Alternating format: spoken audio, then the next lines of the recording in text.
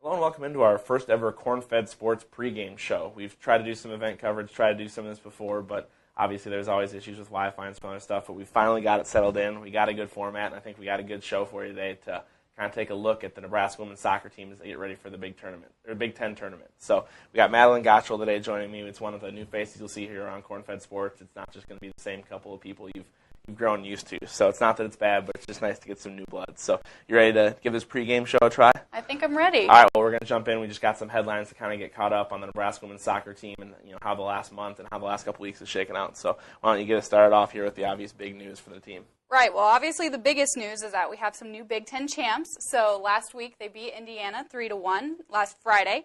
And so going from there, then, they ended their regular season play on a pretty great high note. Yeah, I mean, whenever you can come into it with a winning streak like they had, and they had the one loss, but when you have win streaks on either side of your one loss, that's obviously what any coach would be happy with. And so the way they were able to do it, the way they get a goal, and then the goalkeeper scoring, I think was more just fitting rather than anything they deserved. You can never really say they deserved to have a goalkeeper score a goal in a game, but just being there, just the excitement they had, how special it was for the coaches, for the players, just for everybody. I mean, it reflected a lot of what you saw on the field. So just coming in with the hot streak, I mean, coming in with that emotional memory and just wanting to seek out another one of those emotional memories to get the win, to just not leave it up to Michigan on Saturday, to not lose it on the last day. I mean, a lot of those things could have been pretty bad. So to be able to actually seal it up and get the win and be the Big Ten champs, it's just a big moment for them. And obviously they're looking to build off it, but it was a great day to be around Lincoln and be here and see it happen up close and personal. But the question probably on people's mind is, how did they exactly get to this point? And I think across this whole season we saw them play close and play well, whether they're on the road or here in the capital city. Yeah, I mean, the amount of one-goal games, they had 9 of their 11 games actually came down to just one goal. They had a blowout against Purdue. They won 4-0 on the road. And then the last game of the year is actually only the second game of conference play where they won by more than one goal. So a lot of games they won with a second on the clock on a road game. I mean, a lot of people don't even know that women's college soccer has a clock that ticks down rather than just the running clock that people are used to. But let alone to have that clock and get a win on the last second, to get some other gutsy wins, to edge Penn State in overtime, to just do a lot of the things they did, scoring early and scoring late. So they used their style, they used the talented personnel they had, and they just dominated the possession of the game, or the possession throughout the games. They just dominated the style of play, and that just allowed them to get the goals they needed, to get the stops they needed. And so it didn't matter if it was against Iowa and they needed to get a couple clearances off the line. It didn't matter if it went to the overtime games where they generate goals on counterattacks, on big dribbling plays from people like J.C. Johnson. So whatever they needed to do, their style of play set them up to get those narrow wins. And I think you just saw them just imposing their will on other teams, and that's why you came out with so many wins. So one of those 1-0 wins came against Minnesota, so that's the team they'll play. But, I mean, we'll move on to that here with our next headline. Yeah, so the regular season play's over, but that doesn't mean that they're done yet. They have a tournament here now this week, and while it's just getting cold here in Lincoln, it's been cold in Minnesota for a long time, but that didn't stop the Huskers from beating them. They took them down 1-0 last week.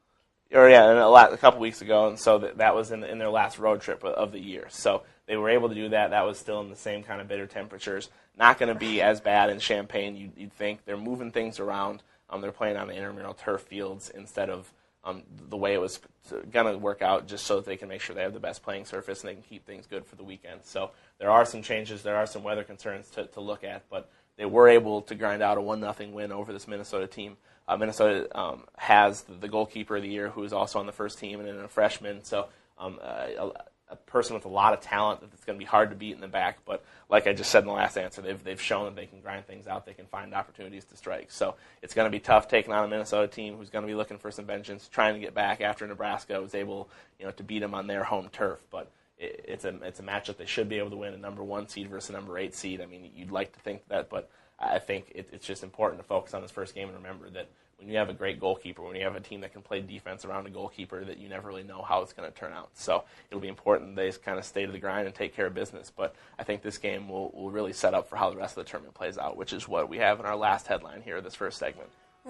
Right. So then the next is semifinals, and then that will be followed up with hopefully, the championship then on Sunday. Yeah, I mean, you got teams like Indiana and Illinois who are kind of in that mid-range, who they can come up against next. With Indiana having the player that they do up front, with having the ability to get that many goals from somebody who's shown in Big Ten play that they're a really dynamic player, it could be a tough matchup in the semifinals. But they're both teams that Nebraska took care of. They're both teams that Nebraska has beaten in big moments. And so, it was different parts of the year with Indiana coming at the end, with Illinois earlier on. But they were just big moments in showing what Nebraska would do throughout this year. So it sets up nicely. I mean, you don't have to play at Penn State or Michigan until the final, and obviously you don't really want to look out that far because there are a lot of good teams. With all those close goals, those close games, it could be reversed. So you'd like for Nebraska to push and try and get another Big Ten championship and get that automatic NCAA bid. They look good to make the NCAA tournament regardless, but a push at the Big Ten championship, then you can kind of start talking about hosting a regional. Then you can kind of start talking about taking that next step into the national prominence. So there's a lot on the table for Nebraska this week, but they have opponents that they should be able to beat. It's a nice schedule, like you said. It's spaced out Friday, Sunday, so there's some time to get to it. But until they get to those finals, you don't want to look out too far. So they got a couple of tough matches up ahead of them. They got a tough one today. They're going to have a team that's hungry, that's trying to get some reputation, and could be playing for their season in the semifinals. So those are always tough situations to come across. So we'll see how they do. But for now, that'll wrap up our headline segment. We got a unique kind of video breakdown segment coming here in the second segment, and then we'll wrap up the show. We got some interviews with Jordan Jackson and J.C. Johnson. So we got some more content on the way here for our Huskers pregame show for women's soccer, but that wraps up our headline segment. For the second segment for our pregame show for the Nebraska women's soccer team's Big Ten tournament run, we're going to take you a little bit inside the tactic board and show you what makes the Huskers so effective, especially in their offensive game plan. So for those of you who don't have a real understanding of soccer, aren't big soccer fans, this will especially be important, just showing you how it's not just the dribbling ability and the individual ability that you see in the crosses and some of their play, but how it really is just the team focus and just their tactical approach that allows Nebraska to be successful and make some of the plays they do. So for some of the fans who might be wondering why Nebraska is so successful in the flanks, a lot of it comes down to the relationship between the outside fullbacks and the outside midfield. So that's what we're showing you here. These red X's are going to be the Nebraska players, just showing how you're able to kind of manipulate the defense and how the defense tries to defend crosses. So when we look here, here's how it's normally set up. You have an outside midfielder defending, you have an outside fullback, and then you have a center back. We're kind of all responsible for that side of the field. So the first thing is when they're able to get up the field, what effect it has on the midfielders actually even getting in. So when Nebraska is able to get their defenders past the midfield line and distribute the ball, that takes care of this first defender who's stepping up to block here, and that allows space along this wing for Nebraska's outside midfielders to get in. So when the ball is able to find its way down here, that first of all is a big first step because it beats this first line of defense. So the fullbacks initially help them get the ball in. Now once they get the ball in, there's a couple different things that they do in ways that they impact them. So when the ball gets in here, and the ball, they have the ball here down in this part of the zone, there's a lot of things you can do for making this position. You can make a run into the middle. You can make a run on the outside. And even if they don't get the ball, it still makes a big impact. So if this player were to come along here and were to make a run in the corner, you don't see the pass always go there, but it causes this defender to have to know this and to go back here and creates an alley on goal for the outside midfielders. So a lot of what they talk about is getting runs on goal and making dynamic runs from that outside wing position. Well, when the fullback is able to fill the outside and they're able to create some of that space, it really allows them to do that. And then when Nebraska is able to get the ball down here, we'll erase some of this quick, but when Nebraska is able to get the ball and they are able to penetrate into the corner and the ball comes down into here, they've beaten this defender here. This defender is out of the play. And when this player is able to get in, it makes this center back have to drop off. And that's why you see goals right here in the center area, because this defender is dropping in. So when you see players like Katie Kreutner, who starts here on the left side, crashing in, and they get these shots in the middle, it's because this last defender has to drop down and take players coming in from the wing. So when they're able to play that two-man game and beat this outside fullback here, the cross coming from down here in the box is able to find a player who's moving in the middle. So it might look a little bit like chaos, it might look a little hectic, but when Nebraska's able to beat these defenders, when they're able to have one player make this pass down here in the corner, they're able to make a player make a goal on run or run on goal, there's just a lot of options they have in doing that. Now the other thing that Nebraska is able to do quite well is their ability to make runs in the middle of the field and make runs again off the ball, but that open up alleys and that open lanes. So what I'll show you here is just a traditional setup of how Nebraska has their two offensive players, the two center backs, and you're giving them two center midfielders. So this position is sometimes occupied by Jordan Jackson, Stacey Bartels, Carolyn Gray, those kind of players. Some of them move out wide, but that's just one of Nebraska's midfielders. So it's not necessarily any of them specifically, but it's just any of the midfielders Nebraska has coming out. So we'll say that this player is someone like a Mamie Conroy. When the ball's here, obviously the first people who are defending are this center midfielder coming back for the other team, as well as this center back. But what allows them to be so dynamic and really have some time on the ball is how these other players are able to take some of that pressure off. So the first thing, and then I'll get rid of some of these lines here, is just how a player like J.C. Johnson and how somebody with her speed can really open up lanes for Mamie Conroy. So when somebody with that kind of strength and that kind of composure and the ball is coming, J.C. Johnson's trying her best, whether it be this way and coming around the outside or whether it's actually just cutting across her face. Even if she's coming this way, she's making diagonal runs that's kind of complementing off her, and that really occupies this second back here. If Mamie's able to get on this fullback here and make this fullback the first defender who has to step up and take her, it doesn't allow the second center back to just sit back here on Mamie. So when she's able to make a run that occupies this back, it really opens up a lot of space for Mamie. Now the other thing too is midfielders checking back and midfielders trying to come back and help in defense.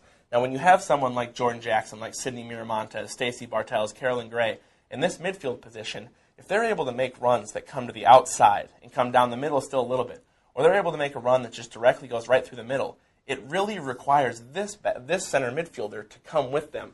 And by making dynamic runs from the back, it doesn't let this person just sit behind here and come in and close down on Mamie. I'll try and get some of this out of here so you can see what I mean.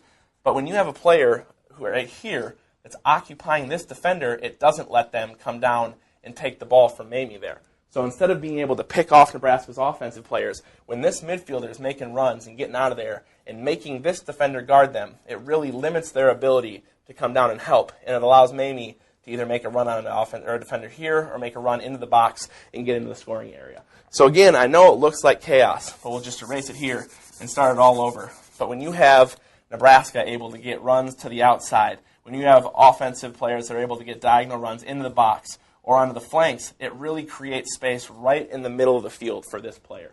So it's not just about the offensive strikers bringing the ball up the field. It's about runs out of the midfield, and it's about runs from the other offensive player. It might seem like chaos. It might seem, like it's just kind of all over the place, but Nebraska does a good job of getting a lot of good runs off of the ball into the flanks and in the middle of the field, which allows them to be successful and really impose their offensive games on other teams. So we're back after our attempt at creativity in our sort of whiteboard segment where I promised that we're getting some digital things and we're trying to do that without just having to stand in front of a whiteboard. So maybe I'll get my Madden on or we'll do some Telestrator stuff here in the near future. But we're back now with, we have what we're calling our Say What segment. So rather than having to listen to us all the time, we're going to turn what we've done as Say What into just kind of a reoccurring segment on all of our shows, where you hear it directly from players and coaches and from other direct sources. So we have some interviews. We were able to talk to a couple Husker soccer players this week. So why don't you get us set up here for our first clip of our Say What segment. Right, so first we caught up with senior Jordan Jackson talking about her chemistry with freshman J.C. Johnson, and both of them made all-conference teams this year. Oh, it's huge. Her and I were literally best friends off the field, on the field, anything. So I think it just adds that chemistry on the field. Like a couple games we found each other.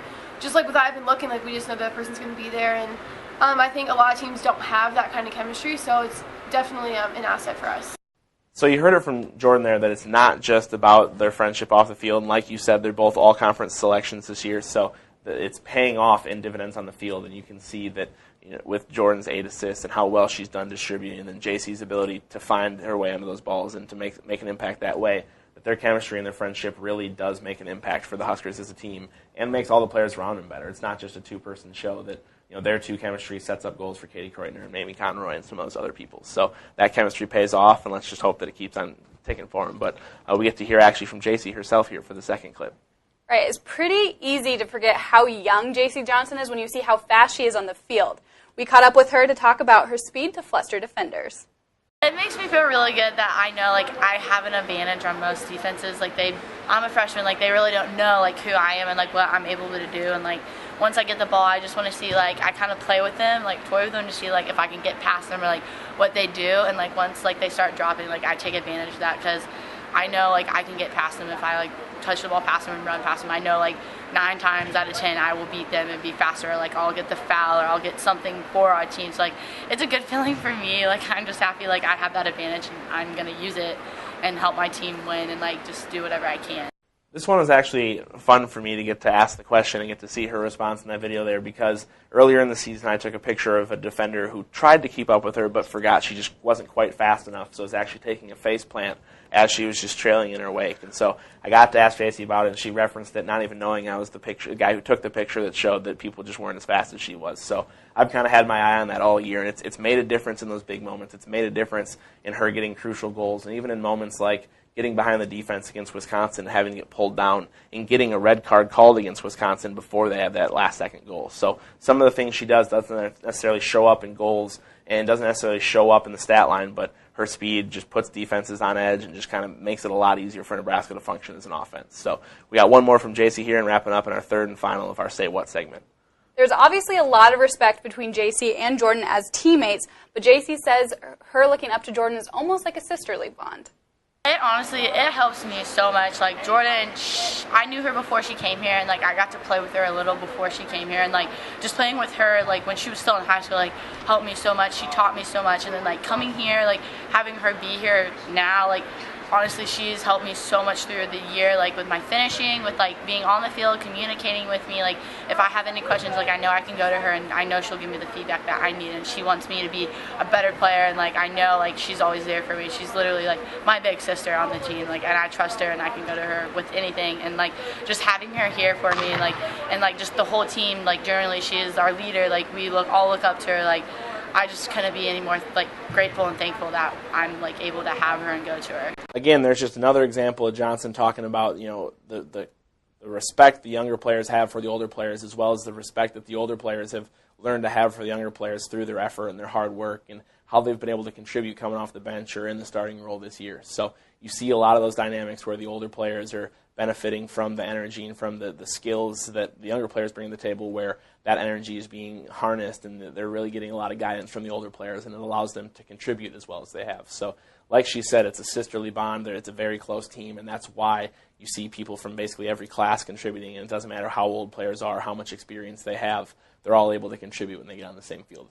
So that brings to an end our Say What segment. That's the final of the clips we have, and also brings to an end our first ever Corn-Fed Sports pregame show. So thanks for taking the trip with us and trying out this new format we have. And like I said, we're going to have a lot of these shows coming up, a lot of pregame shows as we get into basketball and wrestling and some of those other stuff, as well as football and volleyball down the stretch. So expect more of these pregame shows, but until then, 4:30 p.m. today, number 1 Nebraska takes on number 8 Minnesota in the first round of the Big Ten women's soccer tournament. So it's going to be a busy day in Champaign. They're dealing with some weather stuff, so we'll keep you as updated as we can and try and keep you posted on all the developments from Champaign. If they make it that far, Friday and Sunday will be on the Big Ten Network, and so you'll be able to see it firsthand. But until then, we'll keep you covered at Huskers_W on Twitter, as well as Corn-Fed Sports on Twitter. So check us out. We'll keep you updated on Nebraska soccer. But for Madeline Gottschall, I'm Pat Radigan for Corn-Fed Sports. Thanks for joining us.